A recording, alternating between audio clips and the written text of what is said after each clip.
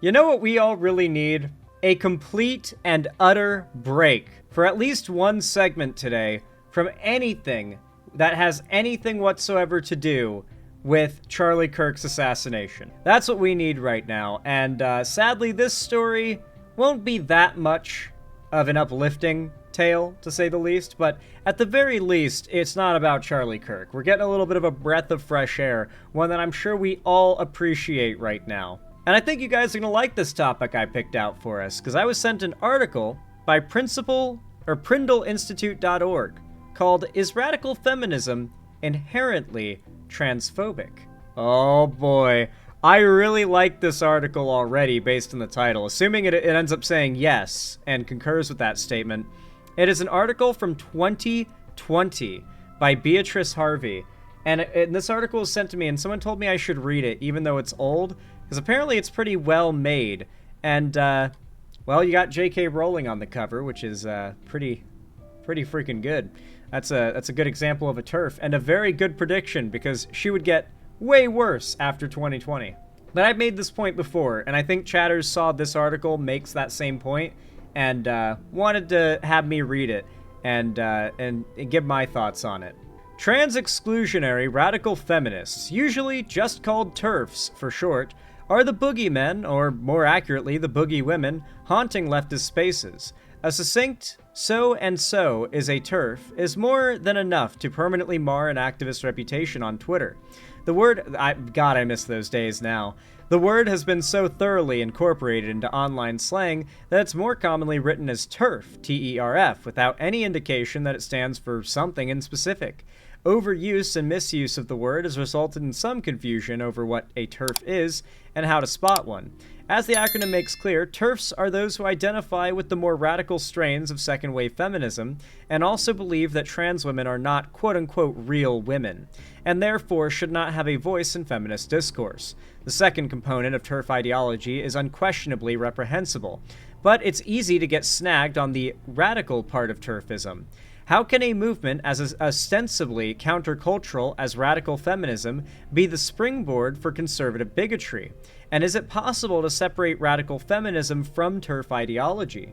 TERFs are so troubling, in part because they cloak their transphobic rhetoric with progressive language. This confusion prompted Cambridge University's Women's Campaign, an organization that protects women on campus and provides resources on feminist topics, to circulate an article titled "How to Spot TERF Ideology." The article implied that TERF rhetoric isn't always blatantly transphobic and can be difficult to understand the implications of for the uninitiated. On a surface level, some tenets of TERFism even seem reasonable. One especially prevalent idea is self-based oppression, which means that cis women are discriminated against based on biological sex. This is a difficult point to argue with, but it has a few weaknesses.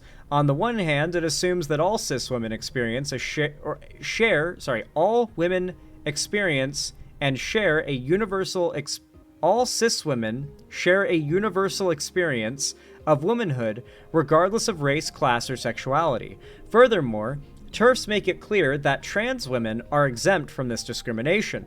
This obsession with biological essentialism ultimately excludes trans women from feminist spaces and elevates the cis and usually white experience of womanhood as the gold standard.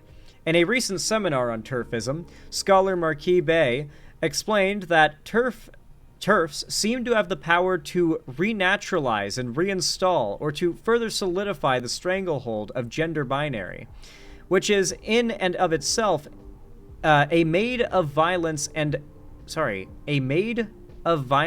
violation. That's an odd way of saying that. Maybe I just have never heard a sentence structured that way, but it's normal. Bay is touching on the contradiction at the heart of TERF ideology. Feminism is supposed to break down socially constructed gender roles, including the idea that women are biologically different from men, but TERFs just reinforce the binary. Biological essentialism also forms an ideological bridge between TERFs and the far right, who also bolster their arguments with biology, quote-unquote. Both movements are also deeply reactionary. As Bay says, TERFs long for the purported golden years of feminist activism, which contrast with this supposed too farness of contemporary radical trans insurrectionary thinking and activism, quote unquote. Gotta say, I am loving this article so far. I've said this before in the past that it's really odd how much the right seems to get along with TERFs, or I should say, when it comes to their activists, of course the right gets along well with TERFs, but their members, right? The average chud should not like or get along with TERFs, because at the end of the day, what fundamentally motivates the TERFs transphobia is a hatred of men and a biological essentialism that is essentially sexist towards men, like completely separate from the hate factor as well. Like, their view of gender and sex, and specifically of men, is so toxic for men, and yet they love getting along with TERFs because of that mutual hatred of trans people. Like, the average white cis man is willing to look past how much J.K. Rowling clearly hates men and thinks they're all predators just because they both relate on hating trans people. I scream this into the void. I sometimes feel like I'm screaming into the void myself. So can radical feminism be untangled from TERF ideology, or are the two inextricably linked?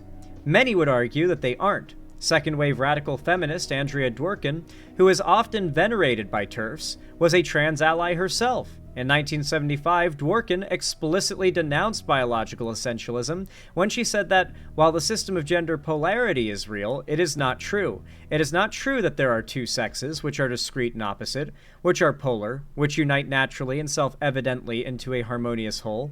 It is not true that the male embodies both positive and neutral human qualities and the potentialities in contrast to the female.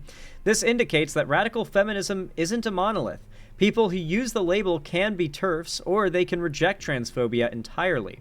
Anyone can label themselves a radical feminist, so long as they take issue with mainstream liberal feminism and center their politics on gender discrimination. There are many feminisms, not just one. And that is a core thing you've got to remember. For all the, I'm sure there's one or two people watching my video right now that are, questioning conservatives, let's call it. They're right-wing, they're chuds, they lean a little bit on the right side, and maybe they don't exactly think happy thoughts when they hear the word feminism. Maybe they associate feminism with, ironically, man-hate. Fair enough. It's important to remember that, for the most part, the man-hating feminists are the ones that we, the left, are actively engaging in, I guess you could call it, hostile discourse with, J.K. Rowling thinks all men are potential predators, like a ticking time bomb of rape or sexual assault. If you're a man who knows that that is not you, that is not a thing you would ever do, if you're the kind of guy who, actively, makes room on the sidewalk when a woman is passing because you're worried about her thinking, getting uncomfortable, J.K. Rowling and TERFs believe that you are a victimizer, that you are a predator. And that can't feel good. I know it doesn't feel good for most men because that's the feeling that drives many of them just to oppose feminism outright. Oddly enough, though, when they reach the end of the radicalization onion, the center, if you will, most of them end up allying with TERFs, despite, in many cases, their journey into far-right radicalism starting with feeling ostracized by radical feminism, supposedly taking over society and making it harder and harder to be a man these days. And finally, TERFs claim to speak for all feminists whenever they make headlines, just like this year, when J.K. Rowling was outed as a TERF when she refused to renounce her transphobic brand of feminism. Transphobia is splintering the community, as prominent gender theorist Judith Butler pointed out in a recent interview she gave on the J.K. Rowling scandal.